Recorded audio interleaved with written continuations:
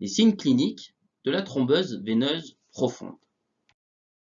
Il n'y a pas de prérequis pour suivre cette capsule, mais je vous invite à regarder la physiopathologie de la thrombose veineuse profonde et de l'embolie pulmonaire pour mieux intégrer les données dans un contexte plus général. C'est important de connaître ce qu'est une thrombose veineuse profonde et ses signes cliniques, ainsi que ses conséquences possibles, afin de prendre en compte ces éléments dans votre examen clinique et, in fine, dans le diagnostic d'opportunité. Donc, les signes cliniques au stade précoce, on peut chercher une douleur spontanée ou provoquée du membre inférieur. En effet, on peut provoquer cette douleur par l'appui ou la palpation. La douleur provoquée par la palpation peut être réalisée au niveau de la cuisse, mais surtout du mollet. Au niveau du mollet, il y a la manœuvre de Homans, qui est une dorsiflexion du pied, jambe allongée, qui est censée donc donner une douleur. Il faut savoir que la douleur de la palpation sur le trajet veineux jambe semi-fléchie est une douleur qui est plus inconstante.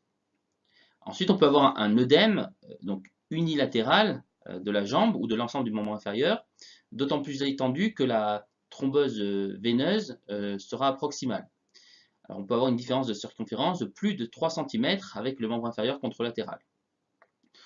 Au stade précoce, on peut aussi avoir donc des signes inflammatoires, douleur, chaleur, rougeur, avec des pouls qui sont classiquement accélérés. Et on constate aussi une dilatation des veines superficielles parfois.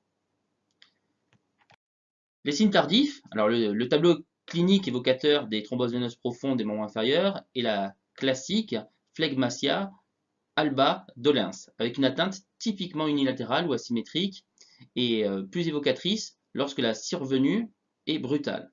L'œdème est important, blanc, chaud, dur, ne prend pas le godet et peut intéresser l'ensemble du membre inférieur. Les pouls périphériques sont toujours présents, mais plus difficiles à palper. Alors, le diagnostic différentiel, lorsque les signes sont dissociés, le diagnostic des différentes affections peut être évoqué. On peut avoir une lésion musculaire ou tendineuse, un traumatisme, un claquage musculaire. On peut avoir une affection ostéo-articulaire, avec un kyste synovial par exemple.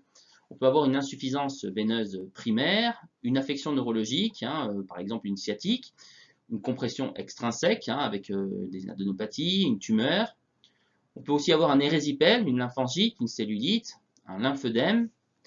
Et on retrouve aussi voilà, des signes proches avec une insuffisance cardiaque droite ou rénale ou hépatique. La conduite à tenir pour un patient qui n'aura pas été bilanté préalablement, c'est évidemment de réorienter chez son médecin. Si le patient a été bilanté, on va essayer d'exclure, il faudra exclure toutes les techniques locales.